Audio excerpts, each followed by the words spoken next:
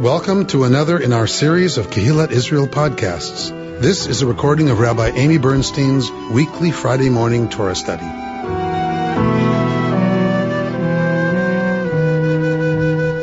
So we are at the point where Pharaoh has told them to get out, and they leave. And remember, they take they take booty from the Egyptians as they leave. They borrow things from the Egyptians as they leave. And so now we are at this point where the drama gets really going. What happens? And so the king of Egypt is told that the people fled, and Pharaoh's heart, and now that of his servants. His servants had been pushing him to get rid of them because of the plagues. But now that they're gone, right, Pharaoh's heart and that of his servants changed regarding the people. They said, what now have we done that we have sent free Israel from serving us? I'm reading a book on tape called, I just dated myself, called Dancing with Elephants, written by a person who has Huntington's and has done a great deal of work and study around, he had done conflict healing and stuff around the trauma of conflict, and then decided to turn that on himself when he got the genetic information that he would in fact die of Huntington's after watching his mother and and the generation above her die of it, decline first and then die of it. And so he started studying with some masters like Thich Nhat Hanh and some of these other brilliant people. Anyway, I bring it now because I just listened to this morning as I was getting ready and coming here, and he's talking about losing faculties. And he's also talking about this happens to anyone with any disease, any chronic disease, and just human beings who all have, right, something called death, right, at the end, right? We're all heading there. And aging is part of, right, of holding that reality. And so he says that one of the things that was really important to him was this teaching that letting go of what we think we're entitled to, letting go of our entitlements, is one of the methods used to hold the relationship to what we no longer have access to.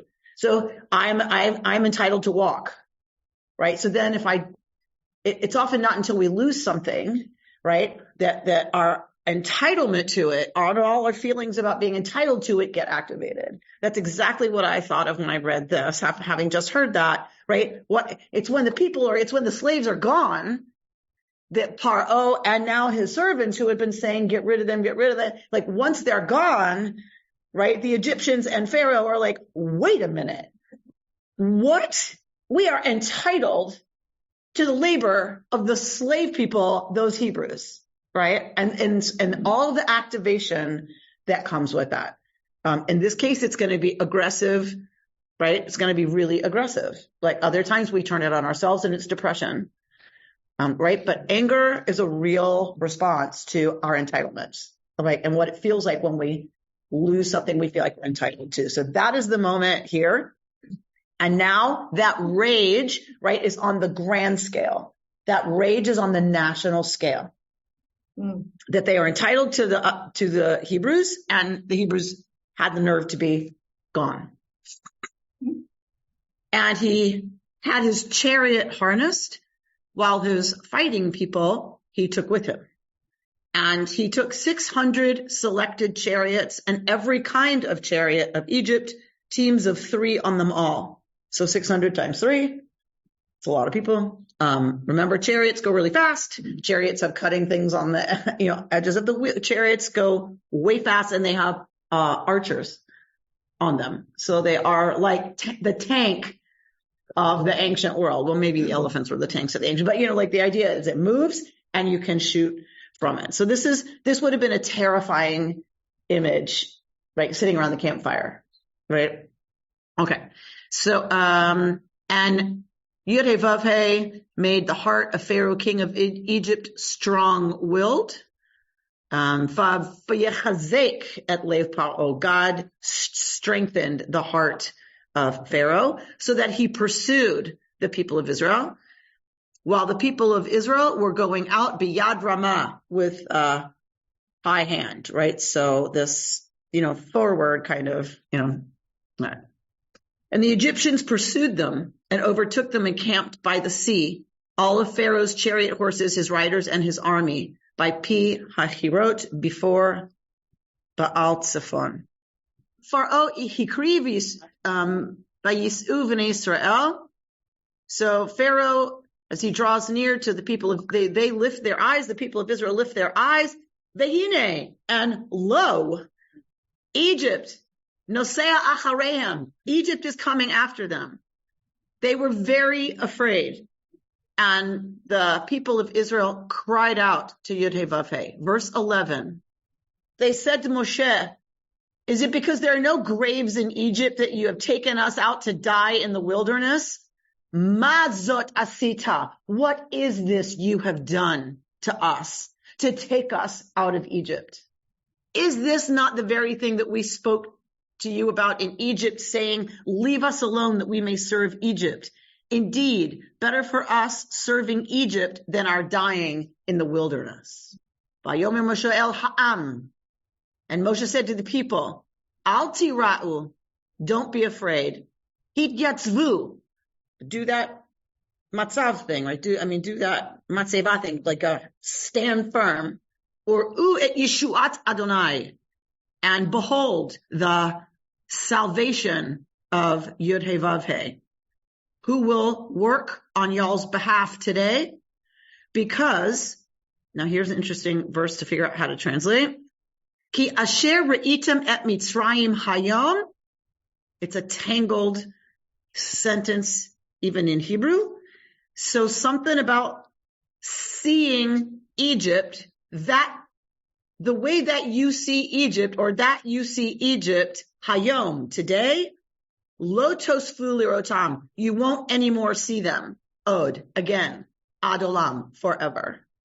So lots of commentary written on what does this mean. But we'll unpack it in a minute. Adonai yilachem lachem ve'atem tacharishun. So God will fight for y'all. Y'all, shut up. Vayomer Adonai al Moshe. And God then says to Moshe, Ma titzak, again with the ma. I did a whole shiur with y'all on ma, on these whats. What? We did a whole shiur on it. Ma titzak. So Moshe saying, the people saying, Ma zot asita, what is this you've done to us, right? And so then Moshe's got his stuff going on that he's saying to the people. Then God turns to Moshe and says, Ma zot, what's this? You calling out to me. You crying out to me. Daber b'nei Yisrael v'yisa'u. Speak to the people Israel and yisa'u. Make them, cause them to go forward, like to move. Ve'ata, and you, haremet matcha, lift up your staff and stretch it over the yam, over the sea, right? And split it, and let the people Israel come betol hayam, into the sea, bayabasha, on dry land. Va'ani, while I, hineni mechazeket lev Mitzrayim, I'm gonna make the heart of Mitzrayim, here this refers to Pharaoh, right? Strong, meaning resistant, and he's gonna come after y'all. And I will be, George's favorite stuff, I will be glorified through Pharaoh and all his army, his chariots, and his riders. And the Egyptians will know that I am Yud-Heh-Vav-Heh when I'm glorified through Pharaoh, his chariots, and his riders. The messenger of God that was going before the camp of Israel moved on and went behind them. The column of cloud moved ahead of them and stood behind them, and came between the camp of Egypt and the camp of Israel. Here were the cloud and the darkness, and it lit up the night. This one did not come near this one all night. So they are protected. There is this holy activated barrier between Israel and the Egyptians. Moshe stretches out his hand over the sea, and God caused the sea to go back with a fierce east wind all night, and made the sea into firm ground. Thus the waters split. Believe me, nobody is clear about how to imagine exactly what this is supposed to be describing. The people of Israel came through the midst of the sea upon the dry land. the waters a wall for them on their right and on their left. But the Egyptians pursued and came in after them, all of Pharaoh's horses, his chariots, and his riders, into the midst of the sea. Now it was at the daybreak watch that God looked out against the camp of Egypt in the column of fire and cloud and panicked the camp of Egypt. God loosened the wheels of their chariots and made them to drive bichvedut, with heaviness. Kaved, heavy. Where else do we see this word used? When we're talking about Pharaoh's heart was made heavy, right? So again, the alliteration of his heart was made heavy. Now God is going to make the chariot wheels heavy, right? So that it was hard for them to drive. And so Mitzrayim, again, Mitzrayim here doesn't mean Egypt, it means Pharaoh. Pharaoh said, I must flee before Israel, for Yud-Heh-Vav-Heh does battle for them against Egypt. Then God spoke to Moshe, stretch out your hand over the sea, and the water shall return upon Egypt, upon its chariots and upon its riders. Moshe stretched out his hand over the sea, and the sea returned at the face of daybreak to its original place as the Egyptians were fleeing toward it. And God shook the Egyptians in the midst of the sea. The waters returned. They covered the chariots and the riders of all of Pharaoh's army that had come after them into the sea. Not even one of them remained. But the people Israel had gone upon dry land through the midst of the sea, the waters a wall for them on their right and on their left. So God delivered Israel on that day from the hand of Egypt. Israel saw Egypt dead by the shore of the sea. And Israel saw the great hand that Yud-Heh-Vav-Heh had wrought against Egypt. The people held Yud-Heh-Vav-Heh in awe. And here we go. This is where we're going to stay after this. Vaya'aminu ba'Adonai. And they believed in Yud-Heh-Vav-Heh, uvu Moshe avdo, and in Moshe, his servant. All right, we'll do a little bit with this scene, and then we will move on to that last verse, which is where we're going to spend the rest of our time. Yes? There's a story that somebody was saying, like, you got to go into the water first. Here it doesn't say that, it says, right. So the Nachshon ben Aminadav story is so familiar to us that we think it's in Torah, but it's not. It's not the Torah text. That's a midrash. But the midrash has become so favorite and so beloved that people think of it as, wait a minute, where's Nachshon? It's like, well, along Nachshon's where all the other midrashim are about what happened right here. And there's plenty. There's reams of midrashim about what's going on here because it's so odd and it's so, some of the Hebrew is so tangled. Some of the imagery is like really hard to try to figure out. There's actually two versions here of this story. One is that the water blows back and then it comes down. One is that it splits, right? I mean, so if they're dead in the sea, then they would sink. Why do they see them on the shore? How do the Israelites see them on the shore if they're dead? If they would all sink with their armor, if the sea splits and then comes in, they all are just at the bottom of the sea.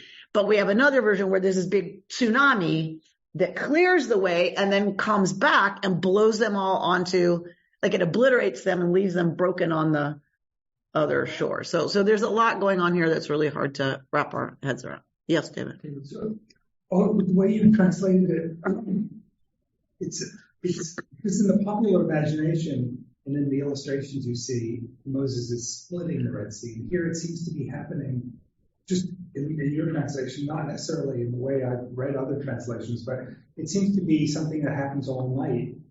It happens over a long period of time, and then they get stuck, and then it comes back in. It's more slow. It's more like it gets stuck in low tide, basically, and then the tide comes back. But if you were to ask somebody, like we all have this image of these walls of water, So it's just like Nachshon. The question. So to repeat the question, David is raising the point that we are used to seeing this story or this moment as this dramatic, huge, sweeping to either side of the water that happens as soon as Moshe stretches his hand out over the water.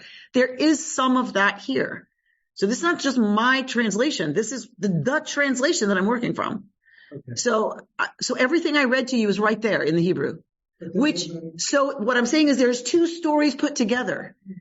There's one where it happens all night and the water slowly, starts piling up and then like a tsunami, like boom, obliterates them. There's another version where it parts and they walk through, right? Pharaoh comes behind them and then the waters close. Okay, so we can, just like in so many other places, we see two stories sort of fighting each other a little bit and resolving in a way that is really. We see two stories that have to be on the page. You have to have all of the revered traditions in the book or people won't buy it. This is the new national history. The Torah is the new national history. That's why it's written. These stories are put together by a redactor who is trying to bring the North and the South into a permanent alliance, into a permanent understanding of being one nation. Think about what that meant in our country. North and South, one nation. What did that wind up being? A bloodbath. Okay, so it was just as hard for them, but the idea is to have there not be civil war to try to really bring people together. Then that means everybody has to buy the new national. Here's our new story of who we are as one united people. Well, then you better have both, right? The war of northern aggression represented there, right? You have to have both versions or people aren't going to buy the book. It's just so interesting. Right. And so it's not that they didn't understand good editing, right? It's that the attempt is just to get both versions down on the page so that you have people buying into a new text, a new story, a new iteration of their history. Yeah. Their sacred history, their mythic history. I don't understand. God felt it necessary to hurl the Egyptians into the sea when they were already fleeing. So basically, she or it or whatever God got what God wanted by allowing the Israelites to flee or to leave Egypt and no longer be. So you understand what Yod He Vav He wanted was to have the Hebrew. It's a real question. So Betsy's saying, if they're already fleeing, why does God have to hurl them into the sea when God's getting what God wants, which is the freedom of the people? Because that's not what God says God wants. What does God say God wants? What God wants to destroy all Egypt. God wants to be glorified. God wants them to. You're not going to be glorified by the enemy runs away. What does it say about God? Yeah. Talk to George about that. Talk to George. George has been working through this for how long have we been together doing this? 13 years. George has been working through this part of the Torah. So, and this concept, this set of concepts. That's the text. God wants to be glorified. You're glorified by wiping out the most powerful army in the known world. Or makes God into the most powerful God, and everyone can now see it, and everyone will know it. But That they are fear, because I'm running away, is not the same. It's clear the text understands something you're not getting, which is you glorify a God by the God destroying the opposing army. That is how a God is glorified in the ancient world. That's how it works. Look at any other ancient Near Eastern text.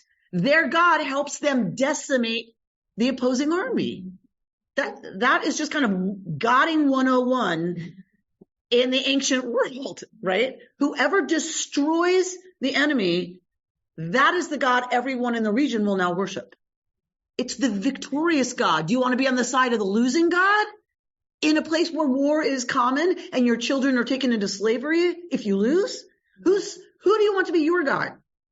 The winner or the loser? Well, my feeling is God won before.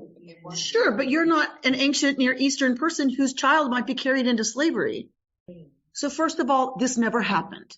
That's number one. Number two, if you're writing something that never happened, how are you going to write it and tell it? You're going to write it and tell it from your fantasy of what victory looks like. And that is not the enemy who's kept you in slavery for 400 years fleeing the scene and retreating. That is not the story you're going to write and tell, right? We might prefer that, but we didn't write the story. Aren't we also taught that we should mourn the loss of the people? That's Midrash. And how that applies to today's situation in Gaza. I hear that saying, we have to feel sorry for the people who are dying in Gaza, even though they're the enemy. So in the Midrash, there is celebration in heaven. It's not humans. The angels are celebrating this victory. That's what one does. When you decimate the enemy, you celebrate. So the angels are celebrating, and in the Midrash, God snaps at the angels. Why are you celebrating when my children are drowning in the sea? I just read in preparing for y'all today that's one version. I did not know that there was a second version that says God is referencing the Israelites in the sea. Like, my creatures are in danger and you're already celebrating. So there's two versions. One that's like the Israelites aren't out of it yet. And the other is the Egyptians are dying, right? So what are you partying for? They're still my creatures. So what generations have done is take from that this is why we take the wine out of the cup at the 10 plagues, is that we should have rachmanis, we should have compassion for even those that we consider our enemies. Elena, did you have your hand up? George? Yes. The Torah says, God says, I will gain glory. Pharaoh knows. Let you Egyptians know that I am annoyed and gain glory through. Yes. And that's the motivation of God at this point. Yes. Yeah. Gaining glory, as I said to Betsy, is the point. Yes. No, if it's a fantasy, why didn't they edit out that sarcastic line by that's like my favorite source of Torah, actually. Weren't there enough graves? Right. So David is lifting up the incredible line, the very Jewish response, right, to all of this. Is it because there's not enough graves in Egypt that you took us out here to die? Right. It's 100%. It's so Jewish. Right. So they speak, and so Rabbi El Shai, in her Torah commentary on this parsha, brings a New Yorker cartoon, and they're on safari. The family's on safari, and the dad is, got his safari hat on, and he's looking at a map, and he says, "Okay, yes, we're lost, but the important question is, whose fault is it?" Right. So, see, like, that's what's happening in this moment. She brings it for exactly this moment, that it's like when we get afraid, right, our first response is often, who do I blame? Like, how can I project out onto someone else the villain role, right? So I need to blame somebody. And we do this a lot, right? When we get angry, which is often fear, then we look for, right, whose fault is it that I'm feeling this way? Usually, the world's answer, it's the fault of the Jews. Yep, I agree. But for us, we seem to understand that we immediately look to what leader can we blame for what's happening, right? And we're doing that now. We always do it. Okay. So, all right. What else did we want to lift up here? I love also. Rami Shapiro does a beautiful thing with verse 13. And Moshe says to the people, don't be afraid, stand firm and witness, right, God's deliverance, that God will work for you today. You will never see the Egyptians like this again. So Rami Shapiro says that there's two kinds of fear, the kind of fear that freezes and the kind of fear that motivates. And what he's saying is what Moshe is saying to the people is, don't go to that kind of fear, right? The kind that makes you unable to move, to do anything. And that people want to say they're afraid of the future, they're afraid of the unknown to cross through this. And Rami so brilliantly says, it's impossible to be afraid of the future. What we're afraid of is that the future contains something that's happened to us in the past. There is no way to be afraid of the unknown. If it's unknown, there's nothing to be afraid of. What we're afraid of is that something that's happened to us that's deeply painful is out there in that future. That we're afraid of what we already know. We're afraid of pain we've already suffered, which I think is a beautiful, beautiful insight. They're transposing, right, their fear of, that they've experienced as people who are oppressed. They're casting that into their future. Yes. Right. So, the other thing is, that Moshe says, take courage and see. Moshe urges them not to freeze, but he doesn't yet ask them to move on. He gets it that they're kind of stuck for this moment, and that before they take those steps, they're going to have to muster they're going to have to face their fear and muster their courage. So he says, take courage, right? You're going to have to face your fear, and you're going to have to figure out how to move forward. Anyway, return to Egypt is one option, but you're going to have to figure out, right, the courage to have another option be your answer. Speak to the people Israel, God says, right? So God says to Moshe, why are you crying out to me? We don't have no evidence that Moshe is crying out to God. But God says, why are you crying out to me? Speak to the people and tell them to move forward. I love where Rami says, speak to the people. His parsing of that is speak, don't argue. Speak, don't yell. Speak, don't command. Speak to the Israelite people. Speak to where they are. Speak to them, right? And help them. That's what's going to help them, right? Be able to move forward and let them move forward. Rami parses this as let them, not make them, right? As long as Moshe thinks he's responsible for the people, he's trapped. So let them, meaning it has to be them. They have to do it. And you can't drag them. They have to move. They have to be ready to do that. They have to face their fears and move forward anyway. And Rami parses this whole business of God saying, why do you cry out to me? Rami parses it as Moshe's putting on a good front, saying, be brave, my people, just God will take it. But inside, Moshe's flipping out. And God hears Moshe's internal flipping out. And that's what God is speaking to. That God knows Moshe, in fact, is crying out to God, wait, do something. Where are you? Right? I've just assured them, well, shut up. And so Rami says, so until Moshe deals with his own, mishigas and his own split whatever and his own internal, cognitive dissonance, he can't lead them forward. And so I just think it's a beautiful way to look at this scene, which is one of my favorites in all of Torah. Explain, were they not enough graves? Maybe Moshe is thinking the same thing, as cheeky as that. As cheeky as it sounds, maybe Moshe is thinking the same thing. Was there not enough graves in Egypt? Exactly. All right.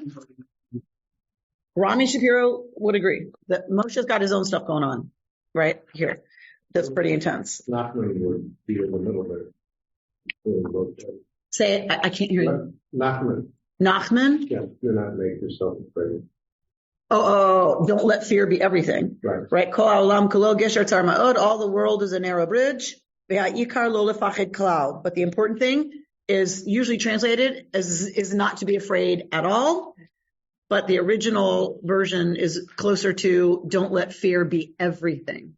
It's not that you're not going to be afraid, but don't let that be everything, or we'll never move a step forward on that bridge. If you're on a very narrow bridge, the normal, healthy response to that would be fear. Because if you're not afraid, you're likely to fall off. If you're afraid crossing that bridge, you're going to be careful and hopefully you'll make it. But if you let fear be everything, you're not going to be able to take one step onto the bridge. Okay. Rabbi Rami Shapiro is a teacher, rabbi extraordinaire, very much into mindfulness and meditation. No, he's in Florida. But he was here. Yes, As a guest speaker, but he lives in Florida. An American rabbi. Yes, he's here in America. Yes, he's here in America. Look him up. He's amazing. He's published many books. Is he part of Hartman? No. He was early on in the first iteration of the Institute for Jewish Spirituality. He left his very successful congregation to take the head of position at Mativta, which was the early organization that became the Institute for Jewish Spirituality. So really trying to spread the mindfulness, meditation, and everything that brings in, when El Shai and Rami Shapiro, it's all about bringing that wisdom into Torah, or finding that Torah, where's that stuff in our narratives. He's wonderful. Okay. But he wrote a Torah commentary and I was on his email list. My sheet was an email that I printed, my notes from him. And his comments were a weekly email 22 years ago. And he never put it in a book, and I can't find it anywhere. So my hard copies in my hard folders for every parsha is the only access I have. So I am grateful every day that my teacher recommended that we have a folder for every parsha, and as you find stuff, you drop it in. And so when Daniel Scher laughs at me for my 53 folders and goes, there's a thing called Dropbox. I'm like, the pictures, unbelievable. Okay. They're just pictures. It's like, no, I need my hard copy. All right. So let's go into the really crazy place of my process. All right. So looking at this verse, and when Israel saw the wondrous power which God wielded against the Egyptians, the people feared Yud-Heh-Vav-Heh. We've talked a bit about Yirah, right? We've talked a bit about awe and fear. They had faith in Yud-Heh-Vav-Heh and in God's servant Moses. Something drew that verse to my attention, so I do what I always do on Sefaria. I click on that verse, then click on the right-hand side, and you get all of this. You get commentary, all of the commentary on this verse. So easy. So I looked at the commentary, and I forget what it originally drew me to. Oh, it was originally a commentary that I'm going to show you in a minute. And I'm like, right, Emet ve'emunah, right. So I'm looking at Ibn Ezra. I'm looking at medieval commentary on this verse, and look what it says. Vayaminu ba'Adonai. They believed. They were faithful, whatever, in Adonai. What does Ibn Ezra interpret that to mean? Shehu emet. What did they believe? That he is truth. Shehu means? That he, God. Who is he? He is she. Yeah. Yes, from grade school we learned that. Who is he? Ma is who me is who is he is she. Right. So, and they what did they believe? What happened for them that shifted all of a sudden? They believed Shehu Emet, that God is truth. And they believe in Moshe, that what he's doing is actually the will of God and what God is commanding. So I'm like, wait a minute. So Emunah here is connected by Ibn Ezra already to Emet. So belief in God means belief that God is truth. So then I'm like, well, what is this Emet Emunah business? What's going on? So I go on, and truly, Ibn Ezra says in a commentary actually on Genesis, V'hamila migzerat emunah. I'm trying to figure out this connection between emunah and emet, faithfulness, belief, and truth. And I get from Ibn Ezra, that the word truth, emet, comes from emunah. I'm like, what? That makes no sense. Aleph Mem Tav, emet, coming from emunah with a n. Hebrew is a tripartite root system, 3-letter roots. One letter being different is a big deal. It's huge. It's the meaning, like for us between S-E-A and S-E-E. There's a difference in that one vowel change, a big difference, right? It's a completely different word. So I'm like, wait a minute. How does emet come from? That can't be right. So I go to, as one does, the BDB. I go to the Brown Driver Briggs Biblical Dictionary. And here you can see on the right, those of you who read Hebrew, Brown Driver Briggs, right? That's my source. The Brown Driver Briggs Dictionary, the BDB. All right, so I look in the BDB under the root of emunah. What is the root of emunah? Amen. Aman. So here you can see it's a verb, confirm or support. And then we get all the cognates in Arabic and, right, all of these other languages, and Aramaic as well, Ethiopic and Assyrian. That's what the BDB does. So if you're interested in where the Hebrew comes from, you get the cognates in other languages. And in the Kal version, it's omein, a verb meaning to support or nourish. So what does that mean? Right? This is where you go down the rabbit hole.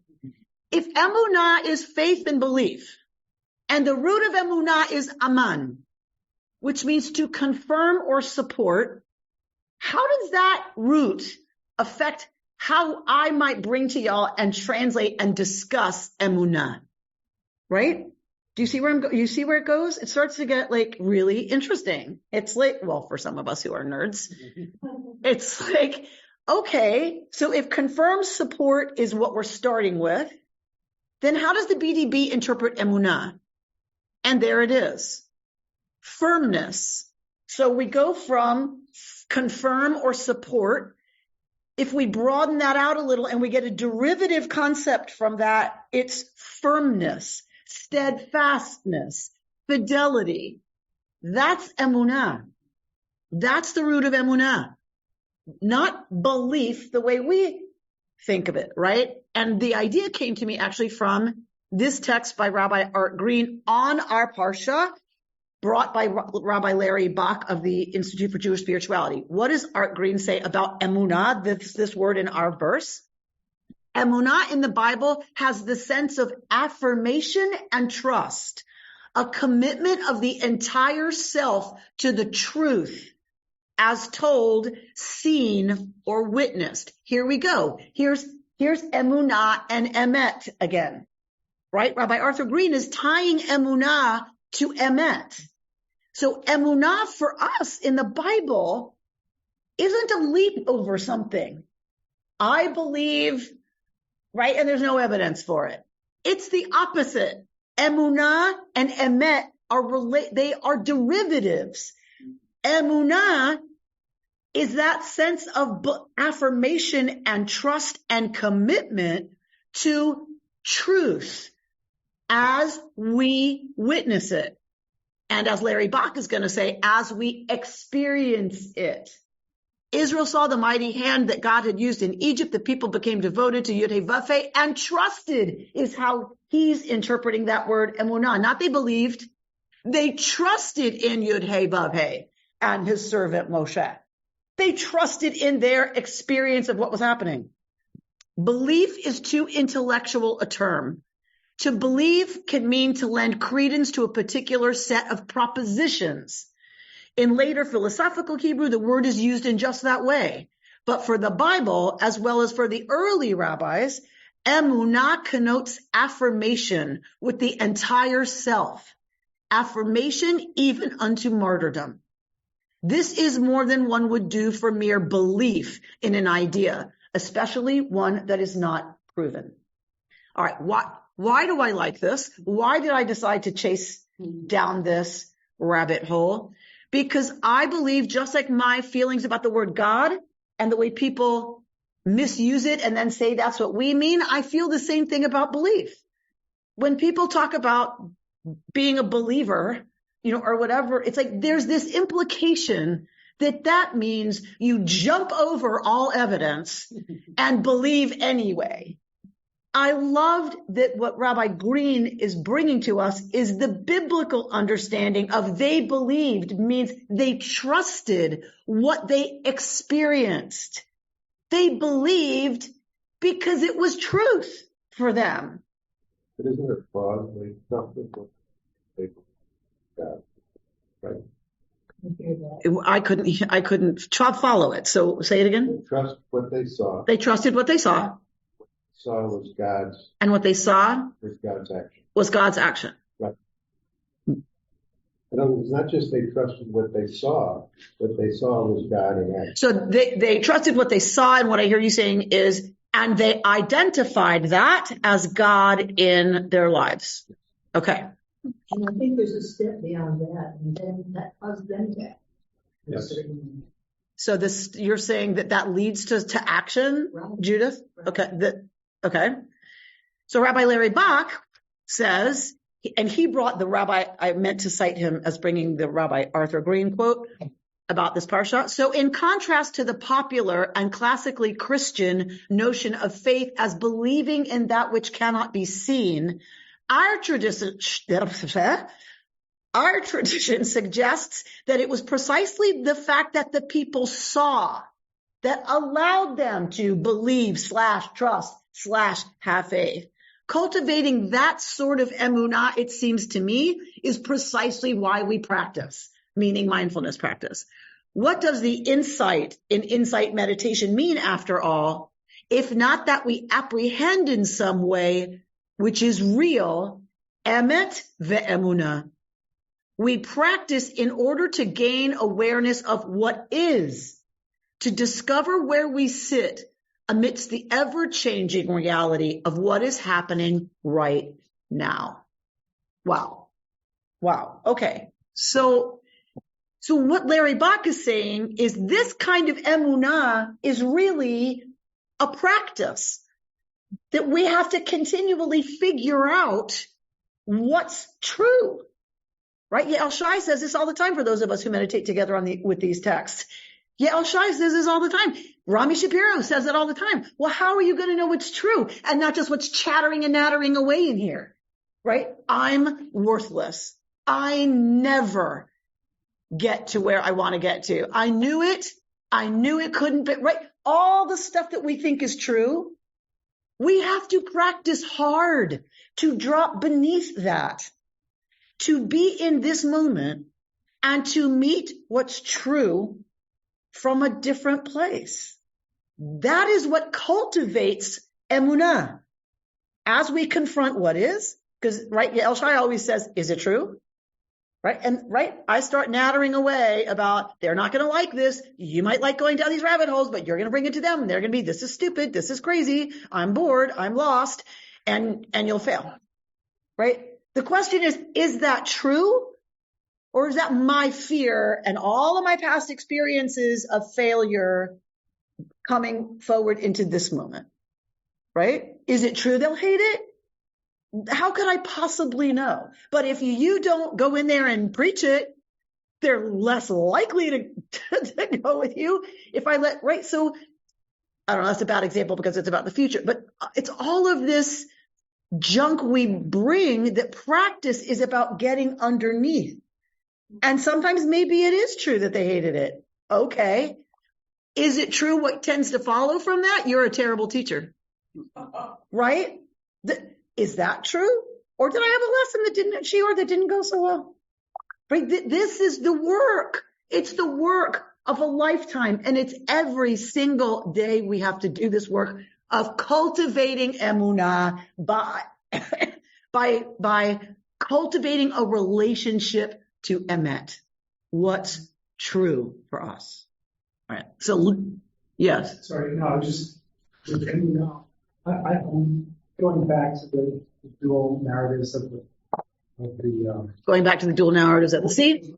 Seed part in this image, the children of Israel going through. You assume that they could have got stuck just like the Egyptians, but the emunah part is that whatever whatever they have, they don't get stuck in the mud. And the Egyptians do get stuck in the mud. And I'm just bringing it back to the Emunah. It's almost like an attitude. That one, it's the same mud, but one has. So David is saying the Egyptians got stuck in the mud. The Israelites didn't.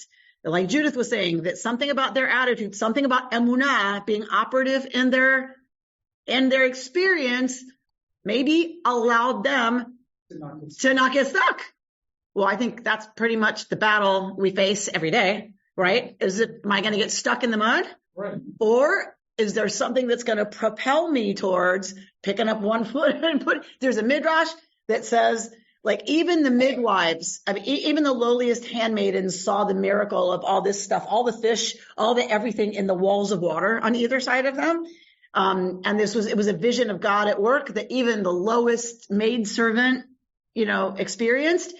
But Reuven and Shimon were going, God, it's so muddy. Ugh, this is disgusting. And these are good sandals. I gave all of my rations for these sandals. And they fetch all the way across. And the Midrash says, so they missed the miracle. So like the miracle happened, but if you're fetching about the mud all the way across, did you experience the miracle? And it's like sitting at the edge of the Grand Canyon with a paper bag over your head. Right? The Grand Canyon hasn't changed. The Grand Canyon's there. Did you experience it? And right, so it's very much this idea. If it's an active thing, are you looking at the mud? Are you stuck in it? Or even if you're moving through it, is that all you're focused on is the mud? Then you've missed the entire miracle. Where there's What the Buddha would say, no mud, no lotus. No mud, no lotus. That's what Yael Shai brings to this discussion. No mud, no lotus. Okay. So now looking at, well, then what do we do with this idea about emet? Oh, okay. So how does emet come from? We saw how emunah comes from omein. We get that connection. What connection is emet? Aleph mem tav, truth, to that original shoresh, that original root about support and firmness. What? So let's go to the BDB, because that's the only way we're going to know. And I was suspicious. I was suspicious that emet came from emunah. It came from omein. But there it is. This is right from the BDB. Emet, noun, feminine, firmness, faithfulness, truth, from amen. The BDB doesn't lie. So that means there is a direct connection with our word for truth coming from this. So if omein is the root, is the parent, then the two siblings are emunah and emet. That is fascinating to me. Our word for truth and our word for belief come from the same root. One doesn't precede the other. Do you know what I mean? They are both descendants, direct descendants of omein. Are they both affirming? I don't know what that means. Well, are they both affirming the other two? I am looking at that whole triangle because I've never had that triangle exist before. So I was excited about it, so I brought it to y'all. But okay, so then what does that mean? If truth comes out of trust, belief, or belief, trust is a direct corollary to truth. Like, what do we do with that? So how has that been connected by other folks in our tradition, emunah and emet? Well, let's look at the Zohar, an early work, right, of mysticism. Rav Chizkiah opened with a verse, and righteousness, tzedek, shall be the girdle of his loins, and faithfulness, emunah, the girdle of his reins. So Rav Chizkiah is bringing a verse from Isaiah. This is the game, and I don't mean game in a silly, trivial way. This is the game the rabbis played to find and mine the Torah for spiritual truth and guidance. They go to every place they see emunah in the Torah. Where do they see emet and emunah in the Torah? And then they start doing what we're doing. How does the one reflect on the other? So emunah appears in Isaiah. So Chizkiah brings this emunah business from Isaiah. Righteousness is faithfulness, and faithfulness is righteousness. So here he's linking tzedek and emunah. Okay, fine. That's where it starts. That's not what we're concerned with. We're concerned with the next part. Faithfulness, emunah, at the time that she is joined with emet, with truth, is for joy. And all faces smile. Then she is called emunah, faithfulness. Then she is considered emunah, and there is no emunah without emet. So other folks in our tradition found this connection interesting between like emunah and emet, to the point where he says, and where it says in the Zohar, there is no emunah without emet. Okay. Then where have we seen something like this? This idea of emet, we hold these truths to be self-evident. What truths, right? This is the kind of truth that they're talking about, I think, right? So I brought this because I'm like, okay, well, that makes some sense. We believe in the rights of human beings in this country because we believe them to be truths. So it's not so unfamiliar to us, really, right? And the founding, they were fathers, of course. Yeah. The founding fathers were people of faith. They knew scripture. They knew texts. There it is. We hold these truths to be evident. Then we believe there should be a government that that is built on those truths. But these are not truths that you can like prove, like the glass holds 30 milligrams of liquid, milliliters. So do you get what I'm saying? So what does truth mean then? Right? If belief, trust, faith is dependent on truth, what is truth?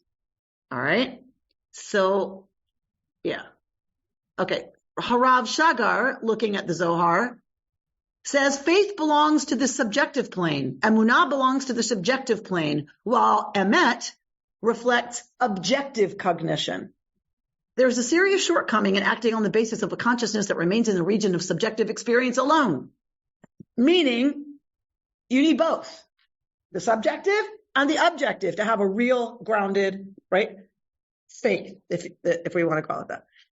All right. So I'm not going to go too much into that, but I'm just showing you that this idea keeps coming down through the thought and responses to these texts that believe emet and emunah are intimately connected somehow. So then, do y'all remember I sent you an article? Rabbi Alfredo Baradowski, the bipolar rabbi. That's how he goes. That's his tagline, the bipolar rabbi. I sent you an article that he wrote, right, about truth. What is it to live in a world without truth? I get some truths, he says, and moral guidance from religion. All people are created equal. Do not place a stumbling block before the blind. However, the ultimate gift of religion for me is not a specific truth, but the very acknowledgement that there is a sphere of existence that transcends me, that there's a beyond, and that in the search for it, we declare our own inadequacies.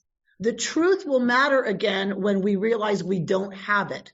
And that's what religion means to me, right? So he's somebody who came back to organized religion, in this case, Judaism, because he realized there is a truth bigger than each of us, and it is collectively that we have a better shot at accessing it, including collectively, meaning the generations before us who have interpreted these texts and handed down their insights and their wisdom to us.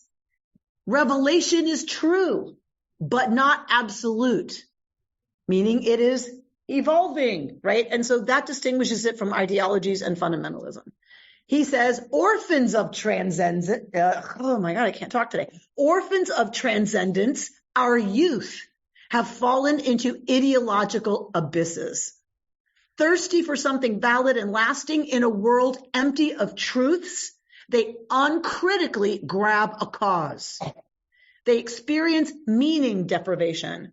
I feel their pain and disorientation when, in the name of the self, we castrated religion, the gates of meaning narrowed. Politics and ideology substituted critical thinking, piety, and the search for the transcendent. Fortunately, the return by many to wisdom belief systems may serve as an alternative to the ideological war.